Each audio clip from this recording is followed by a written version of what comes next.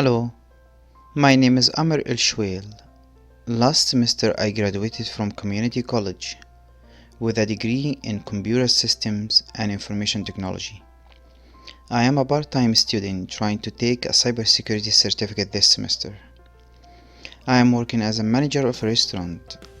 I chose this topic because I am interested to know the history of GNU and Linux history.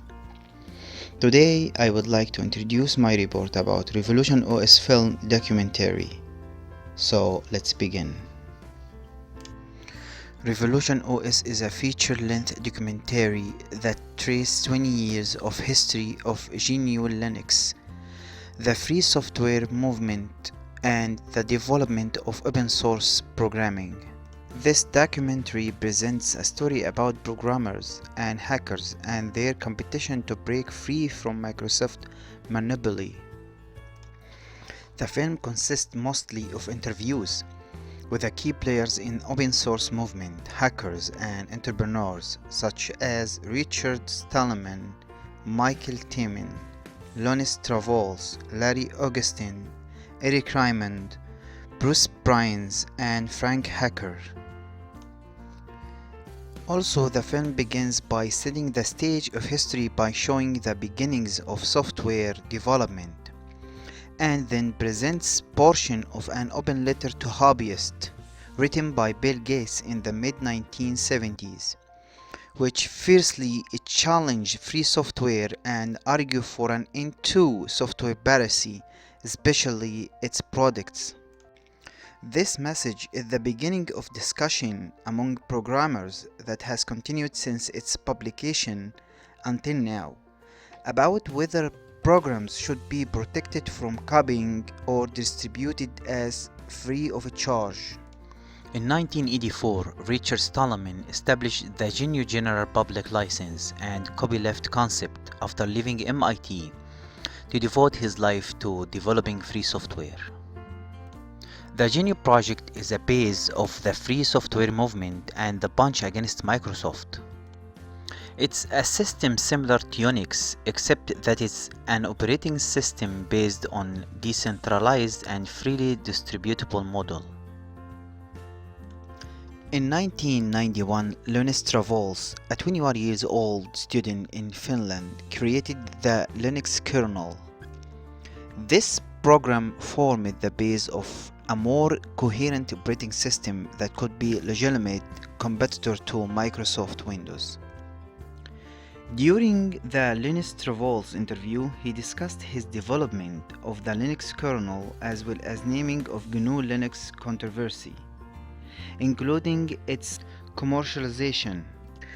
Linus Torvalds is a brilliant and unconcerned personality with all his Linux work.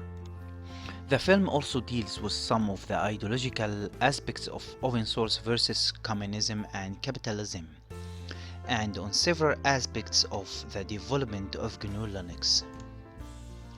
Another important person interviewed was Eric Raymond, author of The Cathedral and Bazaar. The book deals with the open source movement into the business world.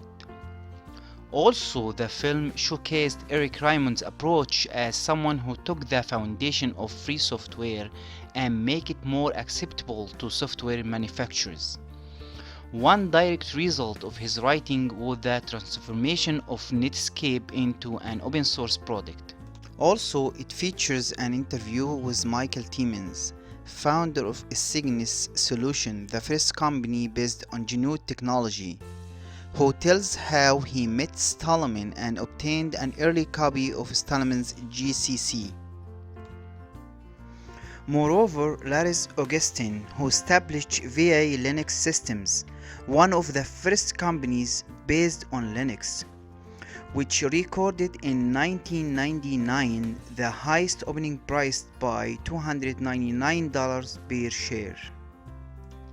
Also, Larry Augustin recounts how he combined the resulting GNU software with a regular computer to create a Unix-like workstation, with the most significant advantage that it costs only a third of the price of workstation by Sun Microsystem and was 3 times more powerful. Ultimately, Revolution OS is a great and important film. This film provides a good understanding of what drove hackers in the 1970s to come up with the idea of freely available open source code. There is no doubt about understanding the vision of who the heroes and villains in the documentary, where some of the images featured in the film, such as the 2000 Linux-based stock decline and the shutdown of some open source companies, contribute to painting a less biased picture. However, the film message was heavily biased in favor of the open source. We can see the bad guys are the people looking for money and control at Microsoft, whose Windows operating system once threatened to dominate the software industry in the world. Gates had a tremendous power to control the development and growth of the industry. That's when Stallman realized that the only way to loosen Gates' grip was by providing an alternative operating system. And against the giant Microsoft, the champions create the Linux operating system, which has delivered some big hits against Microsoft, and which may one day pose a significant threat to Bill Gates' empire.